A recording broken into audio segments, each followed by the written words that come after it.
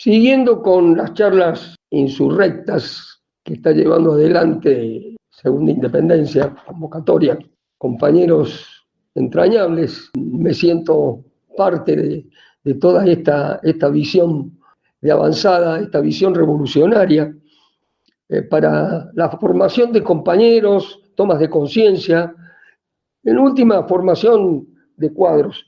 Hablar un poco del agua, y más desde una zona como esta, como es Mendoza, zona cordillerana, en realidad una zona muy árida.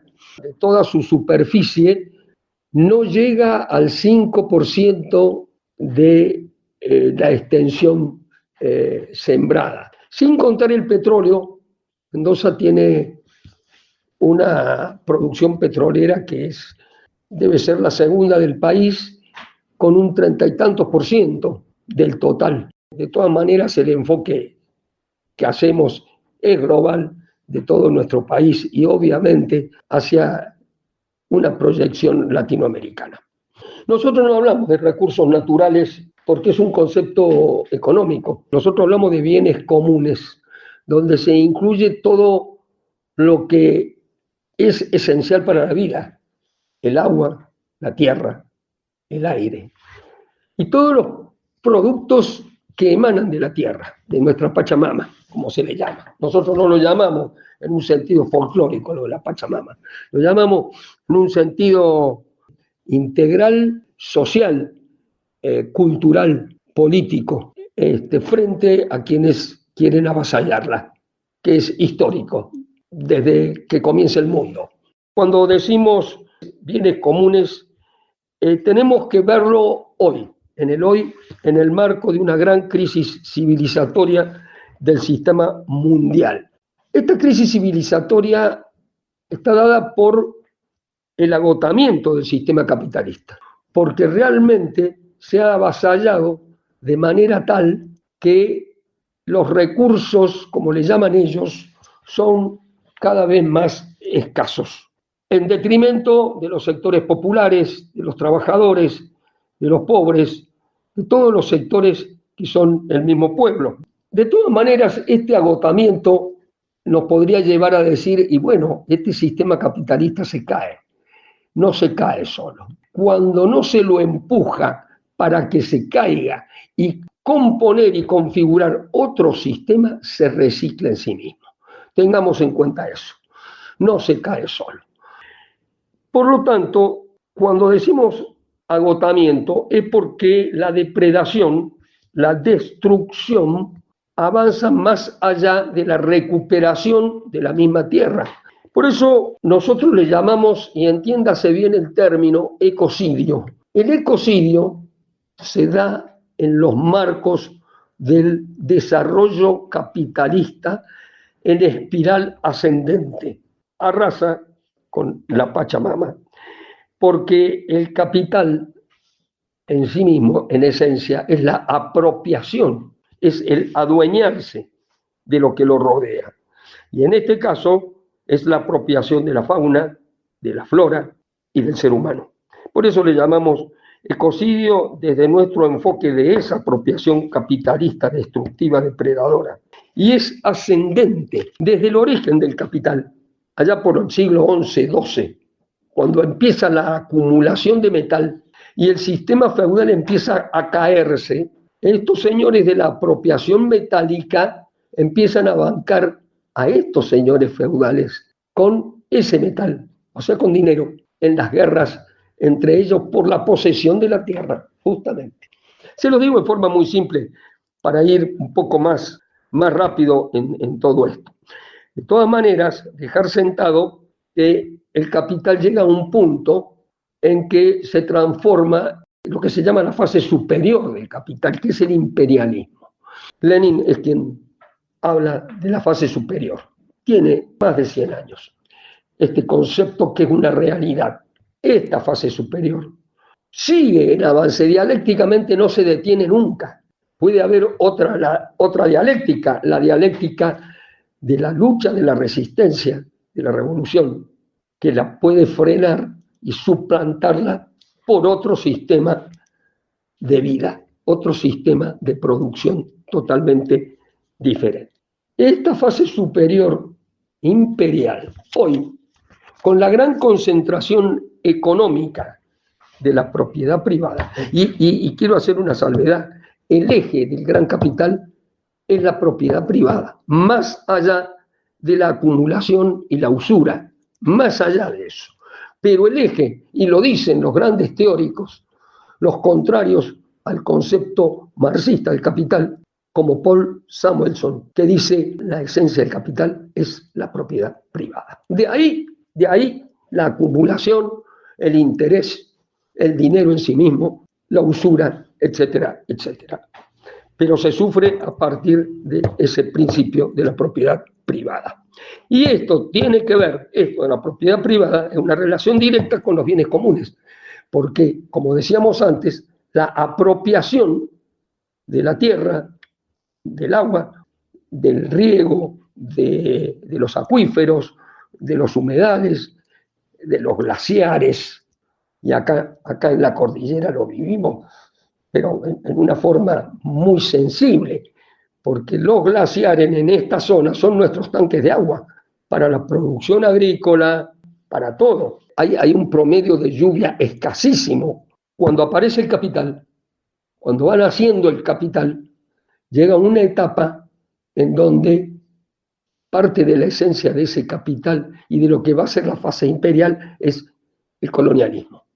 Con los descubrimientos europeos, con el comienzo del atlantismo, avasallando a todos los pueblos del Atlántico y del Caribe, empieza esa gran colonización con un instrumento central, la conquista brutal, la conquista criminal, que ya conocemos por la historia de las colonias. Bien, en este sentido, así como decíamos que hay una fase imperial que va trocando en una dictadura, así como la dictadura de la burguesía que conocemos, pasamos a la dictadura de lo que hoy se denomina, pero hay que estudiarlo más, del algoritmo, la dictadura digital, la dictadura cibernética, que en esa concentración económica ya son muchos menos, con muchísimo más poder y más dinero, que son los que concentran este poder.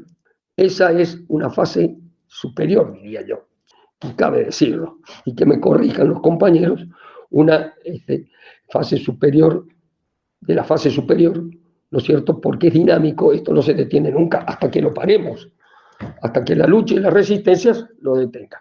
Pero bueno, en esta estructura de recolonización, donde ya existe podríamos llamar matrices productivas existentes. Y les voy a hablar de la que yo conozco, la matriz productiva de Mendoza, que siempre ha sido agrícola y agroindustrial, con un 50% de su producción en el vino y los mostos y otros productos de la tierra. Esa matriz productiva, el poder hoy, en esta sobrefase superior, quiere cambiarla por la matriz productiva extractivista. Y no es un problema de esta zona, ¿eh? A lo largo de todo el macizo andino, desde Tierra del Fuego hasta Colombia, hasta allá arriba, bien arriba, se quiere cambiar esa matriz productiva. La están logrando. Nosotros podemos vivir sin alimento varios días. Ahora sin agua, a las 48 horas de no tener una gota de agua, ya nos descompensamos, y si no lo paramos inmediatamente, es inexorable el desenlace. El agua es un elemento de la vida, de la gran contaminación, de la destrucción de la montaña, de la tierra en sí mismo, para la separación del mineral, de la piedra, de la roca. Entonces, se hace con cianuro. Por eso la ley 7722 de Mendoza prohíbe estos tóxicos, o sea, estos químicos que son sumamente tóxicos, porque tienen cianuro, mercurio y ácido sulfúrico. De todas maneras, como les decía, le han encontrado la vuelta para que en esta nueva etapa, con los proyectos de Malargüe y el proyecto San Jorge, uno en Uspallata y el otro en Malargüe, puedan seguir adelante, y es en la lucha que estamos en este momento. los residuos por la cual el agua no se recupera, porque se usan cantidades enormes de agua, esa agua no se recupera para la vida de nada, ni de la fauna, ni de la flora, ni del ser humano. Esa agua va a lo que se llaman depósitos de cola o diques de cola, que tienen que estar muy bien impermeabilizados para que no contamine las napas. Y eso ocurre en todo el mundo, no es un problema. Ocurre en las grandes zonas de explotación de América Latina y de África, con la megaminería. O sea que lo del agua pasa a ser realmente algo criminal el no cuidarla y el entregársela para la gran producción imperialista. Otro ejemplo de la entrega del agua, que no es solamente la entrega a las grandes empresas que hacen la explotación. Por ejemplo, Mekorot, esta empresa israelí, dicen que son capitales privados que están en función del gobierno sionista, pero nos parece, por algo que hemos estado investigando, que son capitales ingleses de hace años, porque aparece en Israel en el año 47, un año antes de la Nakba, o sea, de la gran diáspora palestina, cuando se conforma el Estado de Israel por las Naciones Unidas. Mekorot fue negociada en el año 2022 en Mendoza con 4 provincias al comienzo que fueron a Israel a hablar de las bondades de la zona para explotar el agua, cosa que los mendocinos, los sanjuaninos, nuestros pueblos originarios que han manejado tan bien el riego del agua, y resulta que esta empresa sionista quiere venir a enseñarnos la administración, el asesoramiento, pero fundamentalmente la renta del agua. Cómo el gran capital influye en todo para seguir avasallando y agotando en beneficio propio y en detrimento de los pueblos, que es lo que estamos sintiendo y por eso la lucha que estamos llevando adelante. Mekorot, del brazo de Guado de Pedro, que era ministro del Interior de la última gestión kirchnerista, fue a Israel a negociar esto del agua. Acá está ya instalado para lo que se llaman planes maestros del agua. El plan maestro es cómo distribuir el agua, cómo administrarla y cómo rentarla. De todas maneras, hay un antecedente en la Argentina. En el 2011, en la provincia de Buenos Aires, siendo gobernador Scioli, hubo un intento de Mekorot de desarrollar un emprendimiento del control del agua, de la potabilización. Se supo poco de eso, pero hubo una gran resistencia. Y Mekorot se retira, pero vuelve a la embestida y vuelve del brazo del ministro del Interior, Guado de Pedro. Mekorot es el avasallamiento de todo. Les doy un solo ejemplo. La guerra y la resistencia del pueblo palestino con todas sus organizaciones revolucionarias frente a Israel, una de las grandes luchas es el agua, aparte de todo el aspecto armado militar que se lleva adelante. El gobierno israelí ha manejado la distribución del agua, donde la proporción es por cada litro que consume un palestino, los israelíes consumen 6 litros.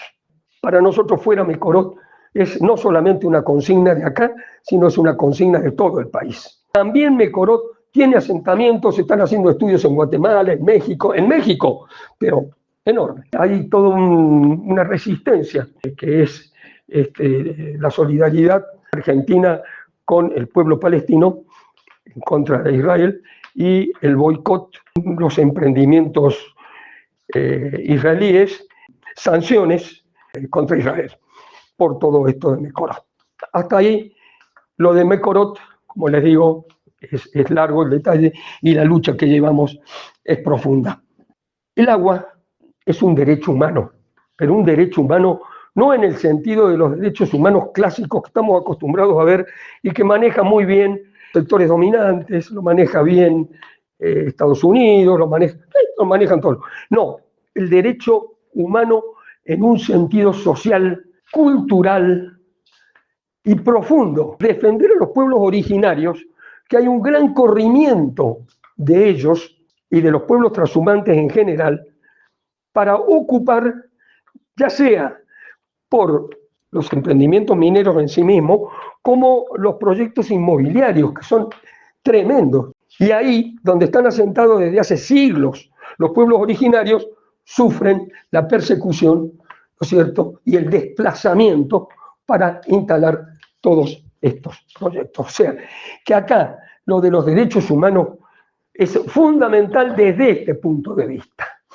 Desde el punto de vista del derecho humano comunitario frente al derecho humano que plantea la burguesía.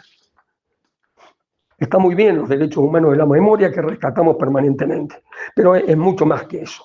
Porque los compañeros que lucharon, que desaparecieron, que cayeron combatiendo, no pelearon por los derechos humanos, ni pelearon por la democracia que hoy tenemos de 40 años de un deterioro total de nuestros pueblos. Pelearon por un cambio real de transformación para que no nos ocurra lo que nos ocurre con los bienes comunes, para que no nos ocurra con las persecuciones que sufren los compañeros, con la gran represión. Y esto lo quiero marcar terminando. Todos estos proyectos que hemos hablado, del agua, de Mecorot, los proyectos megamineros en sí mismos, todos estos proyectos del enemigo van del brazo de una gran represión. Vamos a estar en pie de lucha para defender el agua, para defender los bienes comunes, para defender la vida, para ir contra la persecución y represión por una vida mejor, que esta vida mejor solamente la podemos concebir desde la lucha del poder. Suplantar un poder por el poder popular. Estamos para lo que quieran, en cualquier charla, y seguimos caminando esta lucha que es larga, que es popular, que es prolongada, pero que va a tener sus beneficios en pro de nuestro pueblo y en pro de nuestros proyectos de transformación hacia una vida digna, hacia una vida donde todos podamos vivir con nuestros bienes comunes en forma satisfactoria, como siempre lo hemos deseado y como nosotros como pueblo merecemos. Muchas gracias.